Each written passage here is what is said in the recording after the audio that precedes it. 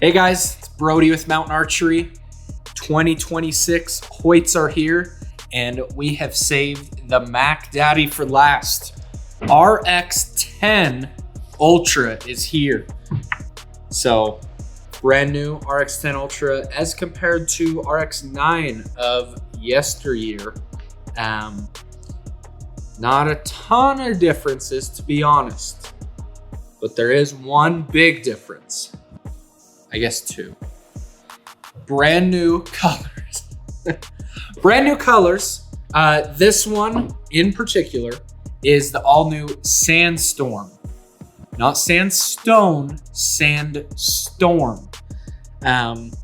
It's kind of it's not like buckskin. It's not like the old buckskin. It is more like a light tan mixed with almost a green hue.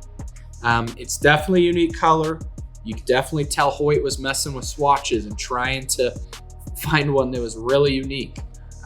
Definitely check out their Georgia Clay, the new red they did. I personally like that one a little more than this, but I think this one is going to be more popular because, especially if you add some black limbs to this, you do some camo limbs, really the combinations are going to look really good with this color because it blends in really well with whatever you want. Now, the other changes other than just colors, because it is using the same cams, limbs, and riser as the RX-9, is this brand new tuning system, the XTS. It's in the limb pocket, both top and bottom. No more shimming cams.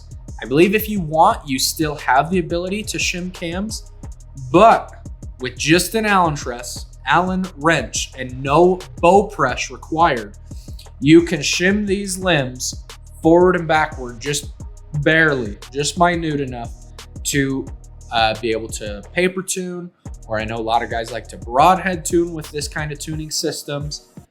It's going to be very nice for the end consumer if they really want to dabble in that.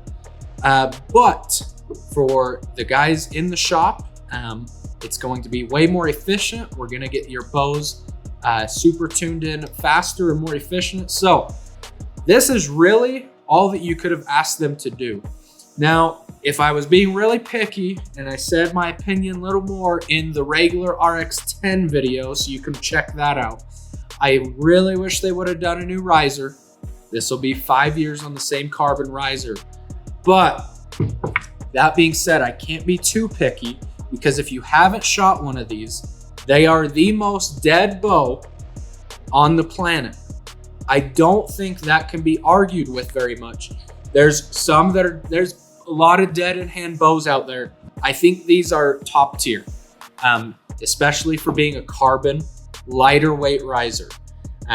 They're not the very lightest. I think that kind of fools some people, but they are extremely rigid, and in turn, that makes them extremely quiet and very dead in the hand. I encourage you to try one of these out, even if you're not in the budget for carbon. Try one out, and when you shoot it, try purposely gripping it and try to feel vibration, because I guarantee it'll blow your mind with how dead in hand they are. Regardless of not changing the riser, the tuning system in the limb pockets is going to be fantastic. These are still arguably the best hunting bow money can buy, and the most expensive because of that. Just premium materials.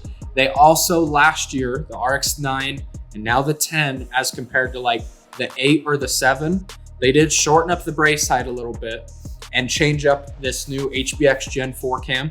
It's a little more aggressive, but it still is very forgiving and gained a ton of speed compared to a few years ago. This is definitely no slouch. It is advertised at 340 feet per second. It's got a 6 and a 3/8 inch brace height. Now that's what they're claiming. So let's just put that to the test. Brace height is exactly 6 3/8, so exactly what they are claiming. And then 33 inch axle to axle, which is the exact same as the RX-9 last year. So this is the last bow that we've done our individual review on. We wanted to save the best for last, but they've all been 5/8 inches longer than what they're advertising, which is kind of funny. So I'm going center axle, and this one's 33.5. So they are all running just a little longer. The others were 5/8. This one's a 1/2 inch longer than advertised. I don't really care. Some people throw a fit about it. Regardless, it doesn't really matter. But as far as mass weight, I don't have their advertised mass weight yet because these haven't technically dropped until tomorrow. We got them a day early. So thank you, Hoyt, for that. Let's see what a real world mass weight is. Now, I do have a rest on here. This is the Hoyt MX2 rest. So integrated, pretty lightweight rest. And then we have the shortstop stabilizer that all of them come with. So real world, just mass weight on the carbon.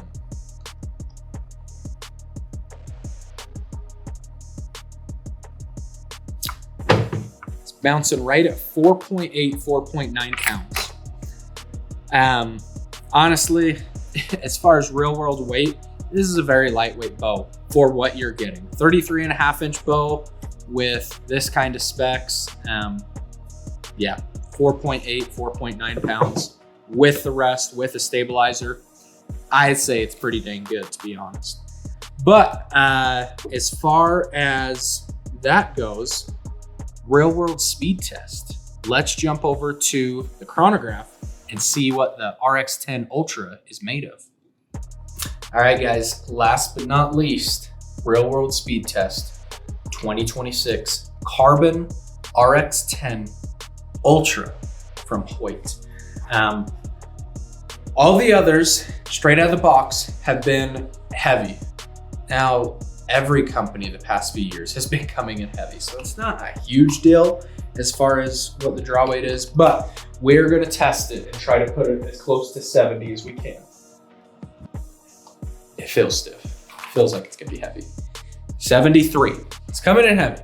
So let's take a half twist out, try to have it right at 70 for you picky people. You want it right at 70, like that matters. And half twist. These ones have been pretty, a little goes a long way as far as adjusting the weight. So it was at 73 even. Half twist out.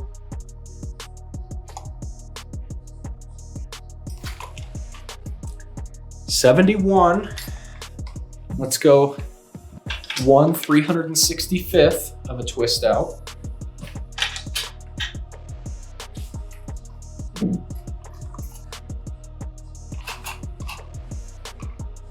Man, this draw scale sucks. Last chance, hook us up. 70.4.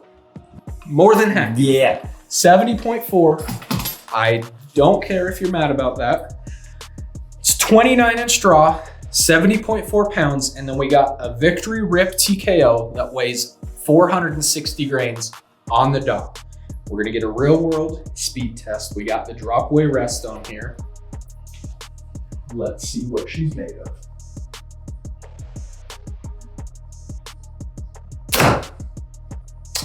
281 feet per second. So I think with the longer aluminum, we were 279. We're 281 with the Carbon Ultra. With the short aluminum, we're 282.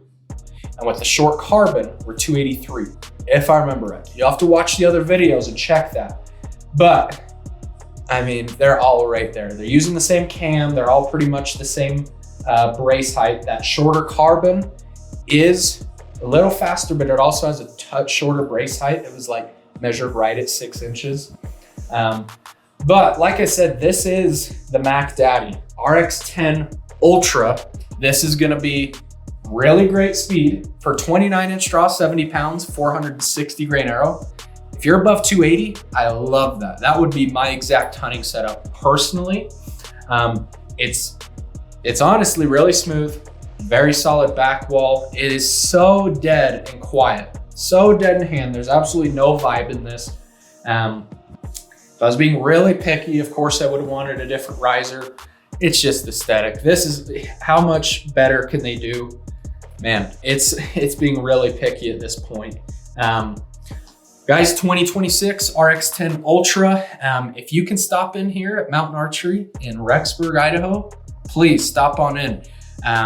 If we can help you out with anything, you got questions, you give us a call, jump on our website. If you're not local, run into your local Hoyt dealer and try these new bows out for 2026, because I think that you're due, and so do your friends. So appreciate it, guys, and happy hunting.